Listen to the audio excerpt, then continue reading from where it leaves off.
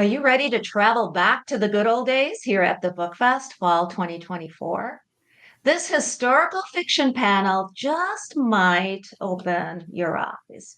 We often think of the good old days as being nostalgic and we remember it fondly. We wear those rose colored glasses, but sometimes those good old days can hide darker truths. We have three historical fiction authors with us today. Each of them have a book, or in some cases, books that take us back to a different time in American history.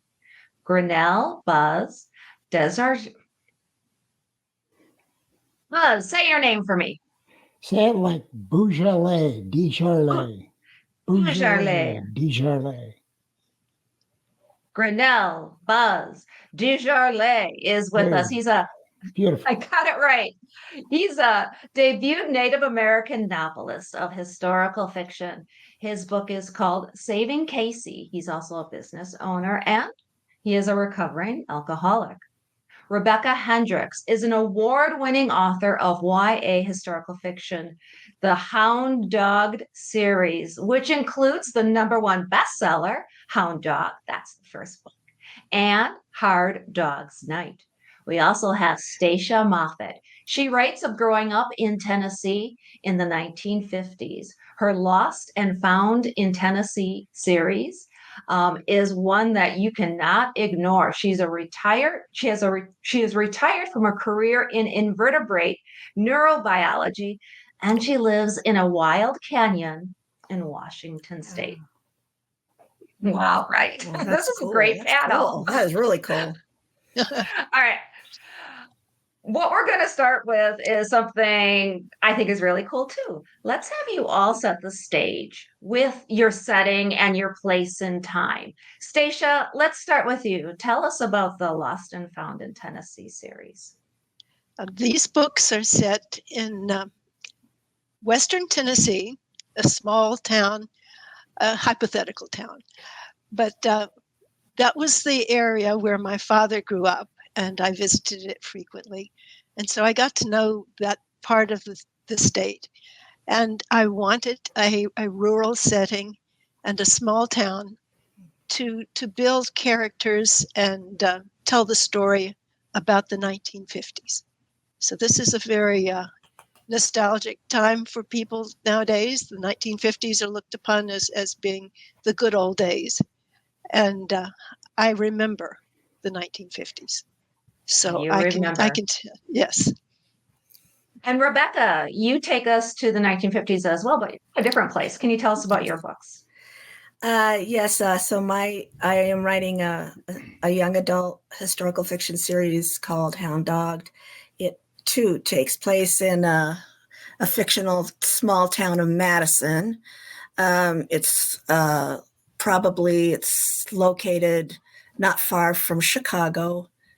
So it's a rural area, and I liked that backdrop as well because it was such a prominent, like real nostalgic piece from the 50s as those small towns, with the Yeah. soda shops and things like that.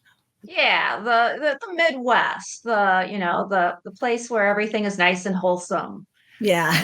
Maybe not. Maybe Yeah. not. All right, and Buzz, we're kind of going across the country here, if you notice. Buzz, tell us about the setting of your book. Okay, actually, two major landscapes. One is in Southern California, the town of Downey, Long Beach specifically, in those areas, and also actually where my ancestors are from and still live in Montana, in the area around Cutbank, Montana, in that area on the Blackfeet Indian Reservation. So those two areas. Buzz, I'm going to hang out with you for this next question. Why is it that and I'll give everybody a chance to answer, why do you think that we look at this period of time nostalgically? Why do we wear those so-called rose-colored glasses when we look back at this time and place in history? Yeah, and really, this takes place, and I didn't mention, takes place in the 70s. And for me, I like nostalgic stuff. I think it was a great period of time. Of course, when we're there living that thing, we don't maybe think so, like it's a tough time.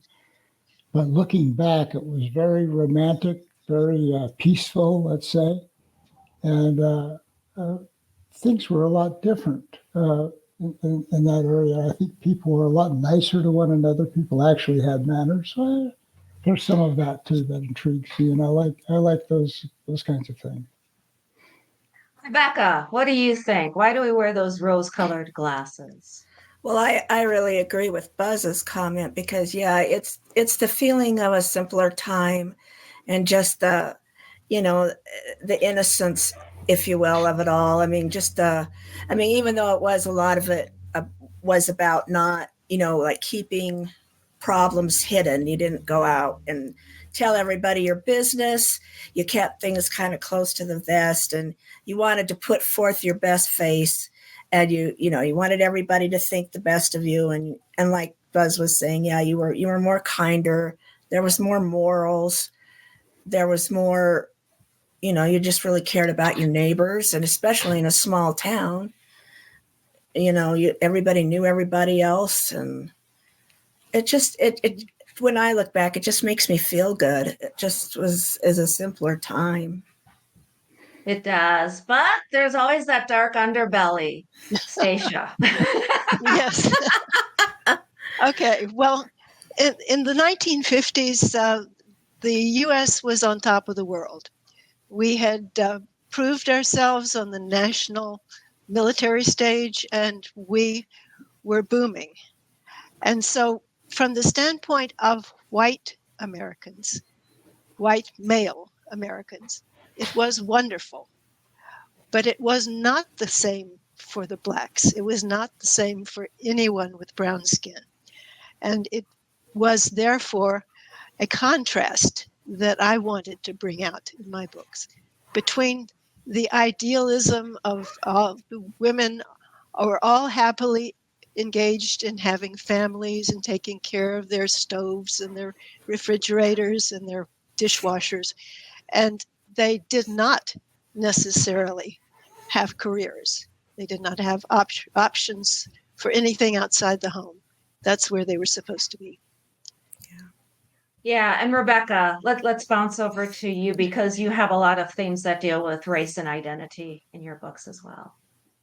Yeah, I did delve into the mom at home piece, like the perfect model of what it was to be a woman back then, and how they were, supposed to stay at home and, be the housewife and the mother. And I have a character in my book that is wanting to complete her college education and become a teacher, but her parents want her to marry. They have this idea of her marrying this young man who is very well off.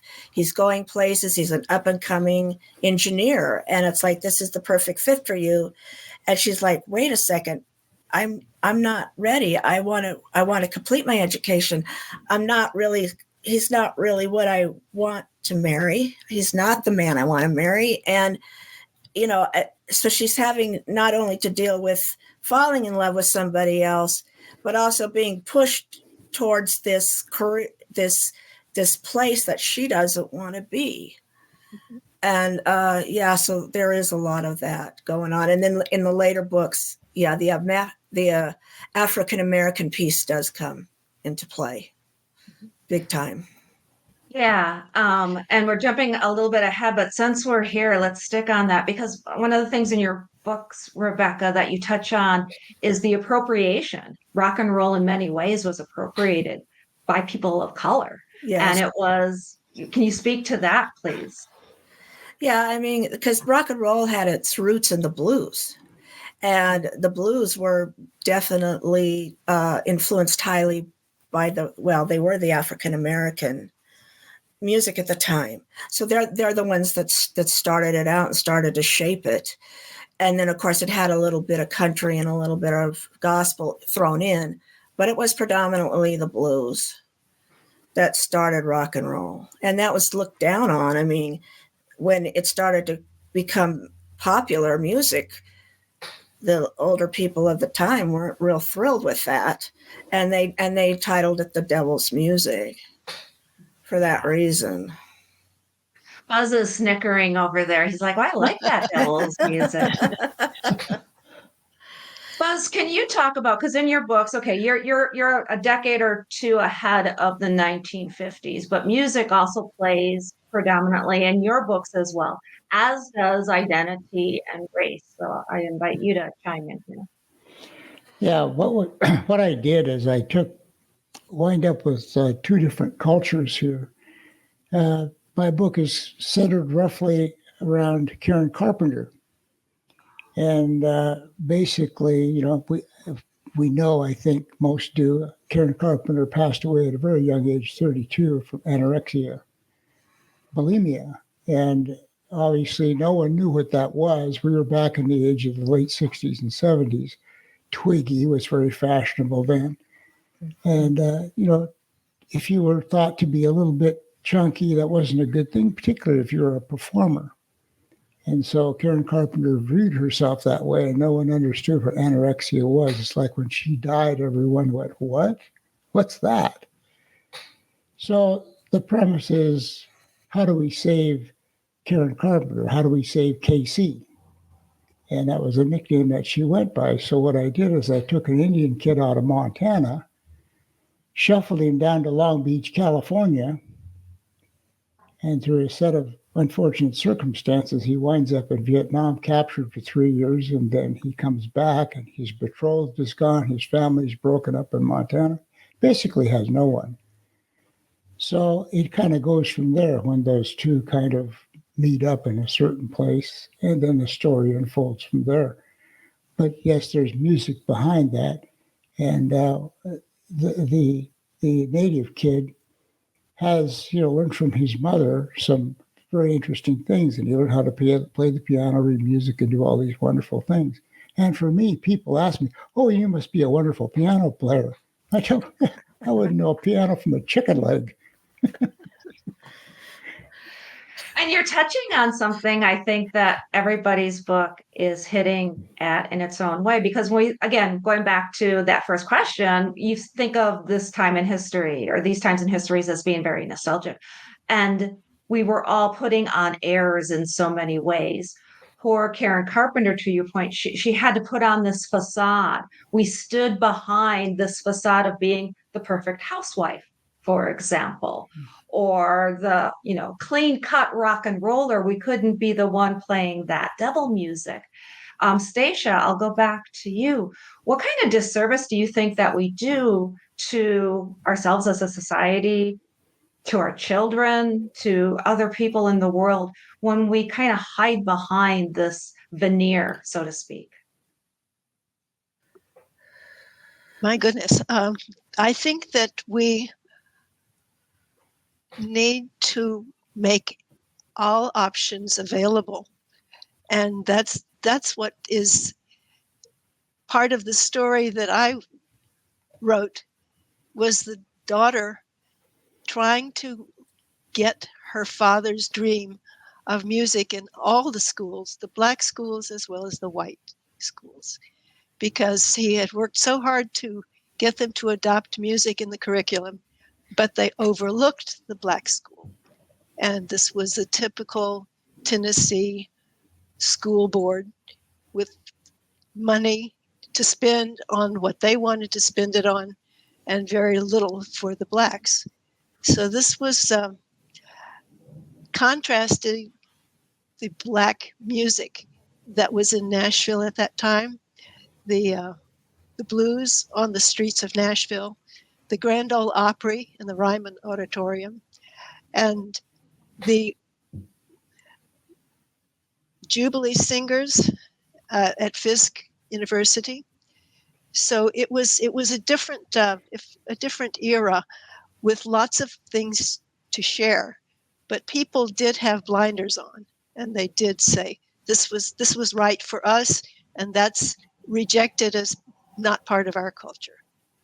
And I think that we need to allow people to have the freedom to be exposed to all kinds of music.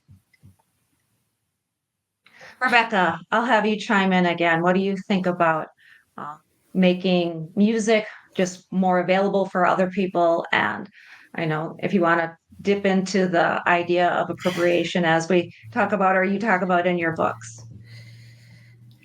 Yeah, I mean, I think, yeah, the music was so, all about the ballroom music and everything. And then rock and roll brought in another piece that was very suggestive in a lot of ways and everything. But, even though they tried to really push down the African American stars at the time, the kids didn't.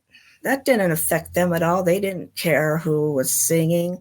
They just liked the music, and it made them feel good, and they danced. And unfortunately, everybody thought the way they were dancing was wrong. So it was like this constant battle of trying to do something different, trying to do something new, and then having it constantly wanting to push it back down.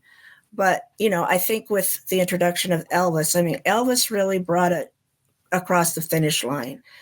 I mean, I think rock and roll would have become a thing, but he totally brought it to fruition because of who he was, just because he had that energy and that enthusiasm that wasn't popular to some because he was kind of exuberant in his movements, but he made it available, and he really put it over the top. And at that point, Pandora was out of the box and wasn't going back in. And it seems to me too that sometimes when we're suppressing things, when we're told to force them down, that's when they can escape in very unpleasant ways. And I know, Buzz, in your book, you talk a lot about addiction. You mentioned anorexia and Karen Carpenter. Can you talk about, the themes of, when people are dealing with their own demons and how that was portrayed in your writing? Yes, I can. And by the way, to Stacey's point, one of the best books that I read on the subject that you're talking about, and the other that you're talking about, is Quincy Jones's biography. He's like the Forrest Gump of music. He was everywhere and knew everyone. It's amazing. Yes, interestingly, it's a very interesting thing. We obviously, if the kid comes from Montana, we have our roots in Montana. We have our culture and those kinds of things. There is an undercurrent of, I don't know if you could call music. It was more of a beat and a heartbeat and a rhythm of the land and of the animals. And of course, we take that to California and they kind of mix up. Obviously, I come from a place where there was a lot of addiction, and I'm no different. I was genetically and environmentally predisposed, and so I was kind of like a dead duck for that sort of thing. So it's the thing we haul with us. So one of the things that was interesting that I discovered as I researched on this book is that the tie between anorexia and alcoholism is very close. In fact, a lot of people who are anorexic are alcoholic and or drug abusers and users, or both, all three. And it's very common because there's a lot of physical pain involved in anorexia and bulimia. It's amazing how much pain there is. And in the research, ultimately, alcoholism, and anybody who knows, cannot be cured. We can put it in remission by doing certain things, 12-step psychological help and those kinds of things. And it's a spiritual sickness and a spiritual condition that has to be attended to as well. Now, anorexia, consequently, is pretty much the same way.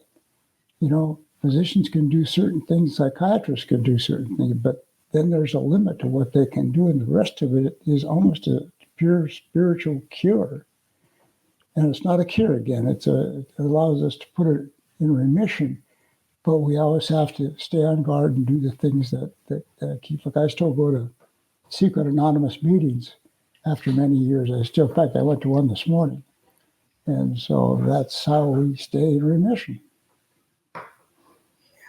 And you pour so much of yourself into your books. You all do. And you're doing the research. Stacia, I'm curious about your research because you grew up in a very similar area, but then, of course, you are a researcher by profession. Can you talk about the research that you did for your books? My research actually informed me of the extent of segregation across the country. It wasn't just in the South. I think a lot of us growing up in the South, we assume that we are the perpetrators, but it was all over the country. And finding that out and understanding more the dilemma of the servicemen who came back from First World War, Second World War, they were completely rejected for any kind of employment as long as a white serviceman could be employed. They could not get jobs, and they thought that they were fighting for freedom and democracy. And that was the terrible realization that this problem was all over the country, and it definitely is entrenched in the South, and it's rearing its ugly head again. But I think that it's important to have a handle on the entire field of the need for integration and acceptance, and we are failing pretty badly in this country in many respects. And so that was the result of my research. I did research the Grand Ole Opry because I had never been to the Grand Ole Opry, and there are nice recordings. There's a lot of information that is available. So I use that to piece it together. But I really depended upon my memory of the era largely to write the books. And it's a very comfortable place to be in if you can do that. But there's definitely a role for research as well. So we have this theme of music, of war. We're talking a little bit about research right now. I can't help but bring up one of my favorites, all-time favorites of all time, Bruce Springsteen, Born in the USA, which a lot of folks take as a very patriotic song, but if you know anything about those lyrics, it's anything but. I'm curious, and I'll start with you on this one, Buzz, because of the fact that you have this person coming back from Vietnam. Would you like to speak a little bit about war, about freedom, about to Stacey's point, the disillusionment and how that was treated differently by different folks? Do you want to speak about that aspect of your book? Yeah, it's like, well, I was drafted in the first draft. So fortunately, I wound up in Germany by the skin of my chinny chin chin, and I didn't have to go to Vietnam. But I've got many of my cousins who were off the reservation did, and it was very true of when I was in Fort Lewis in basic training. There were a lot of kids from Chicago. I mean, they were limping and gimping, and they had fingers missing. It's like they just loaded them in a truck and threw them in, and they wound up across the country, going to basic training and stuff. So I had no idea. It was sad to watch. At least I had some idea what was going on. But coming back from that experience, even if you were in the military at that time and you wound up in the airport, the first thing you did is you went to the restroom, found a stall, and got out of uniform so no one would pester you or raise hell with you. And that was a sad commentary because a lot of folks who wound up in Vietnam or in the service at that time, we didn't want to be there either. And it's just the way it was. Would I unwind the experience and not do it? Of course not. It taught me some very valuable things and how to be with other people, experience other cultures, because from the reservation, we didn't know there was another world out there. No way. So that is a totally different experience. Coming back for a lot of my family that came back, they were a mess. I mean, to a person, they were a mess. There were suicides, car wrecks, just overdoses like crazy. Yeah, couldn't count the aftermath, and that's part what's addressed in some of my book is the destruction of the innocence along the way, because everyone in the book is very innocent, and this thing in its own way just cut its path through everybody's life. Unfortunate. Yeah, that idea of innocence, I think that's a really good thing to pull up because you all have such innocence in your books. Rebecca, I want to give you an opportunity to chime in here too, talking about the idea of innocence and the idea of war, and even some of the research that you've done. I'll let you chime in where you feel you see fit.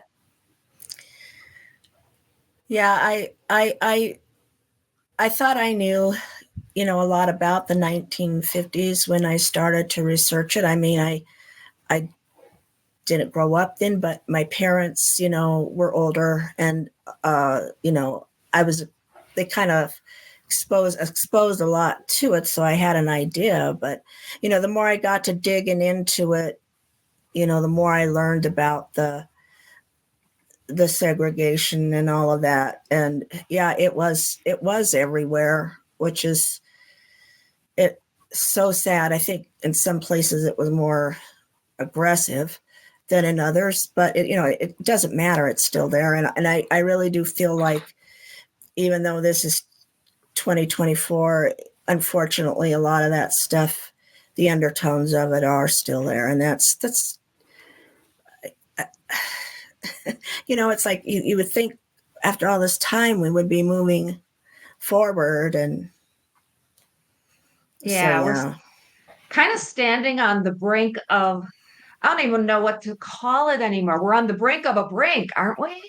I'm curious, and I'll hang with you here a little bit, Rebecca, but how do you feel that your stories reflect on America today? Because, and everybody's going to get this question, because everybody is holding a mirror up to what we're doing today through the lens of the past. Rebecca, how do you think that your stories reflect on us today? that's a hard question. I don't know.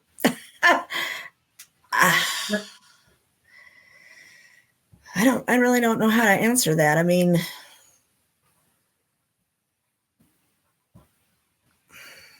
mean, obviously the past shapes the future, but I really think, like, with the when the 60s started, I mean, obviously the 50s shaped the 60s so much, and what did happen, and people were wanting to expand and do more and learn more, but at the same time, like, some of the values that were being taught at the time are gone now, and they slowly just kind of broke down and went away over time. I think the way things are today, I'm hoping that my books would show, like, what it was like to live in a simpler time, but above all, have hope, because I feel like there's a lot of people today that don't have none. Everything seems so final. Yeah, I love that message of hope, resilience. I think that's one of the things that we Americans are, if anything, we are resilient. Stacia, I'm going to toss this one to you because I know you have some things to say about nowadays and what we're doing today and the messages that you might be sharing in your writing. Well, my main character, a 12-year-old girl, she epitomized the innocence of growing up in the South as a white person, just accepting the kinds of discrimination that was built into society. And she had the experience of getting to travel to Portland, Oregon, and to get to know a Black girl her age who befriended her. And she found it as a completely liberating experience. And so when she returned to her home in Tennessee, she began to see Jim Crow as a threat to the kinds of friendship that she had been able to form and as a threat to everybody's opportunity to get to know other people of a different race. It was very effective, the discrimination that was practiced, the segregation. And so I think that what we need to understand is that things were not great in that era. They certainly were not great for everybody, but they weren't great for anybody, in the sense that they took away something that was very valuable, the ability to form friendships across racial lines without having this discrimination thing always thrust down your throat. And that is this essence of what I wanted my grandchildren to understand, that we've got to get beyond this. We've got to get beyond white supremacy. It's a vicious, terrible thing that our country has imposed on all of us. And it's very important that we get away from that. So I thought that picturing it in its epitome in the South shows people that it was a failed system. Buzz, how about you? I know some of the things that you've talked to me about in the past are, if we knew then how to treat anorexia, if we knew this, can you please tell us how you feel your stories reflect on America today? So one of the things that happens to young females particularly is the mother-daughter relationship. And in the case of Karen Carpenter, incidentally, I don't use her name in the book. It's a fictitious name and all that sort of thing. Same initials, though. The relationship with her mother was always strained, and the fame was always aimed at her brother Richard.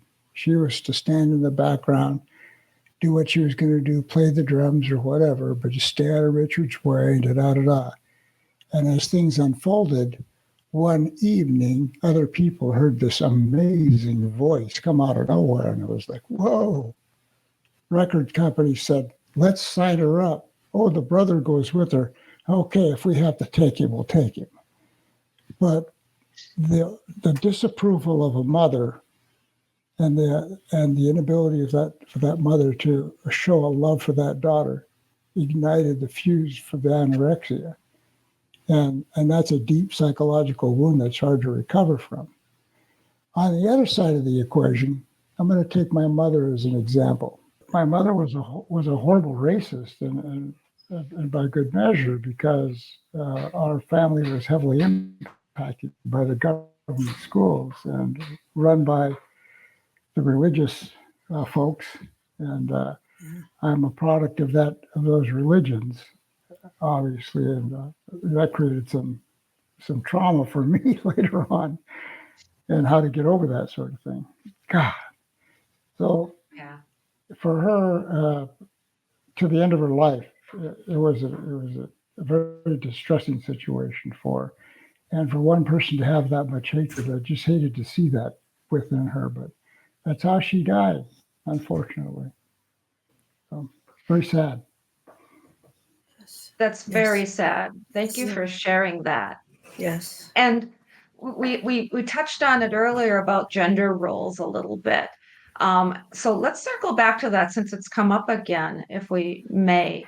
And Stacia, I think you mentioned too that at one point you did research or did some studying about anorexia and women. Do you want to talk about that a little bit, bring that into the conversation? It was in my biology of women classes that students would share, and it was so widespread on a college campus. It was ferocious. But I had this one woman who was very overweight, and she said, you have no idea how sick you can get from 3 heads of iceberg lettuce. She experienced the bulimia, the gorging, and then the aftermath. She suffered. Buzz was talking about how painful it is. It's extremely painful.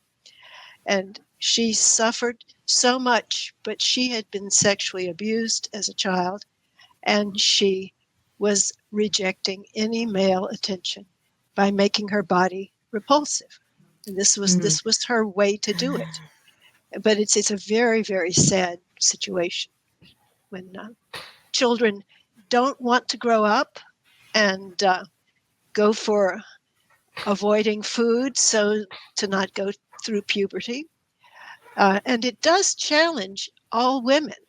I had another student say, I was a wonderful swimmer until I went through puberty and I lost my edge because the body changes were just not favorable. So it is a challenge being a female in our culture. It's a very terrible challenge. And especially during the 1950s. Go ahead, Buzz. Well, it's that those difficulties in those relationships, and there's so much pressure. The music industry, even today, produces a product like an Amy Winehouse that just tragically goes down in flames, and everybody just stood and watched. Can we get some more money out of her? So sad. Yeah. Anyway. It is sad. It's very sad. Yeah. The feminist mystique and the women's movement was alive or coming into its own in the 1950s too. Rebecca, I'll give you a chance to chime in too. I know you already did, but the whole idea of being the perfect housewife, having the perfect house. Remember Mrs. Cleaver and Donna Reed? They wore dresses as they cleaned the house. I'm just kind of curious your thoughts, Rebecca, on women's roles during this time period and how you portrayed that in your writing. Well, yeah, because I actually really wanted to take that part and challenge it. Just kind of like have it shown, like especially with Anne, because her mother is like the perfect mother on the outside. She's part of the women's group. She's going to be, wanting to be the leader. She's involved in everything. She dresses perfect. She just cooks. Everything about her on the outside is perfect. And now she's wanting to push this off onto her daughter and is very corrective, which, how that works out. That's not so awesome.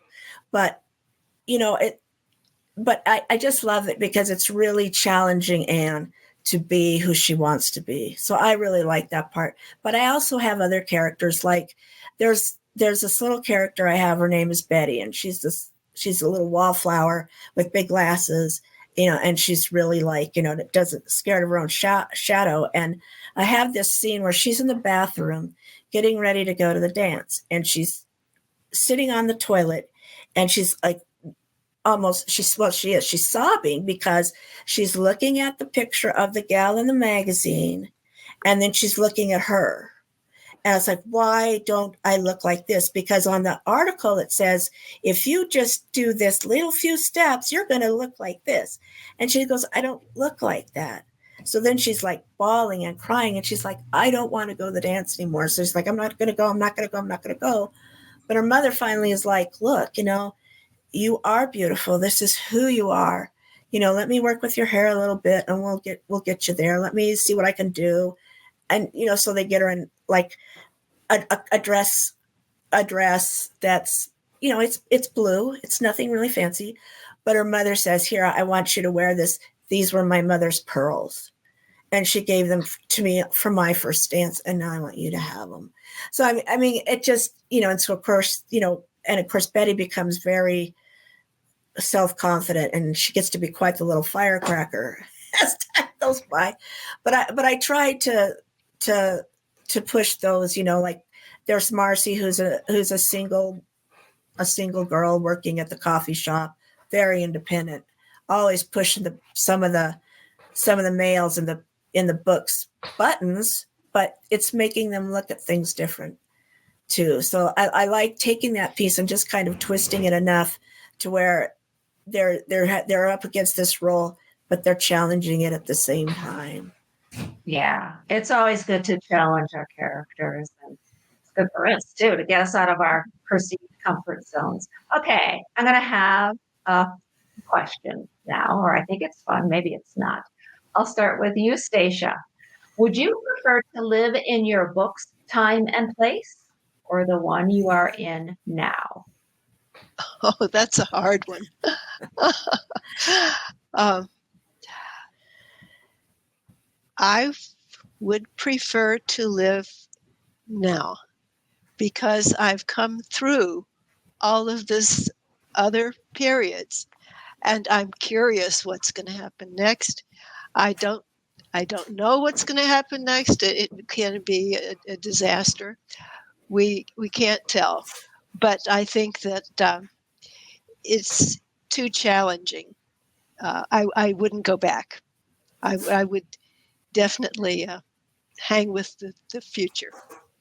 All right. Buzz, how about you? Here or then? I think I would go back on one only if I knew what I know now. Right. Yes. And that would be cheating if I had to go back and relive that period of time with what I had to go through. Obviously not. Right. Yeah, I'd go back and invest in Apple. What? Of course. Of course. Rebecca, how about you? Well, at first I was going to say probably back then, but after listening to Stacy's answer, I really agree with that and it makes me think that because like with us that have been through the past like we have, maybe we can help people with moving forward in the future by showing them that, hey, it doesn't have to be this way. We've already done this path. We've already been through these problems before. There is a better way and we're close to it. We just need to remember who we are and what it means to move forward. I'm hoping, that's my hope anyway, is that maybe by reading and looking at some of that stuff, we can help people find a better tomorrow. Yeah. That's the motivation for writing. Yeah. It is. And generally, what I tell people I sponsor, I just tell them, you don't have to live that way anymore if you don't want to. It is a choice. And I tell it to them twice. Did you just hear what I told you? Yeah.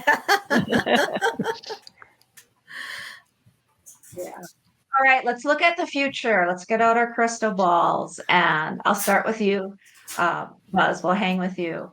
What are you working on in the future? Are you going to go to another time and place? Is there another book coming out? What's on the horizon for Buzz? I've been writing some short stories as a reflection of my life, but I don't like those kinds of stories that are nonfiction for somebody to do a major league whine, because I'm just not built that way. So I would couch those stories with different names. Circumstances are definitely the same, but it's a different person, let's say. So I'm putting those together, kind of an anthology. And I was thinking about doing something with missing and indigenous, a novel somewhere centered on that. It would take a lot of research and a lot of time, but that's kind of rolling around up here for now. Stacia, what do you got rolling around?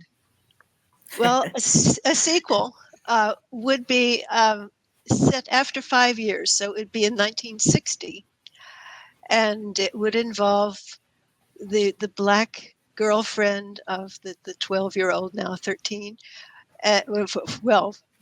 teenager, and she is traveling across the country together. I've traveled by bus across the country, and I know what that's like. And I think that I want to revisit the town that my character grew up in after 5 years, because a lot was happening in that period. And I think that this town made it through pretty well. And I just want to follow through on that. So I'm looking forward to getting into that. That's fabulous. That's really Rebecca. Yeah, so I'm finishing up the Hound Dog. I'm going to work on finishing up the Hound Dog series. There's a couple more books to come. I couldn't. I just couldn't. There was too much going on to finish number 3. But then I have a couple of standalone novels I'd like to do. I'd like to go back to the 30s, believe it or not, and yeah. So a couple of standalones and stuff, and I want to write another series that takes place in the 50s. So. Wonderful. And I'm holding up the books. I got quite a stack here. You guys are magnificent writers, sharing your stories, your inspiration, everything. Thank you all so much for being with us on this panel for the Book Fest, guys. It's been such a pleasure. Thank you. Thank you, you. Desjarlais. Thank you. More fun on the way for the Book Fest Fall 2024.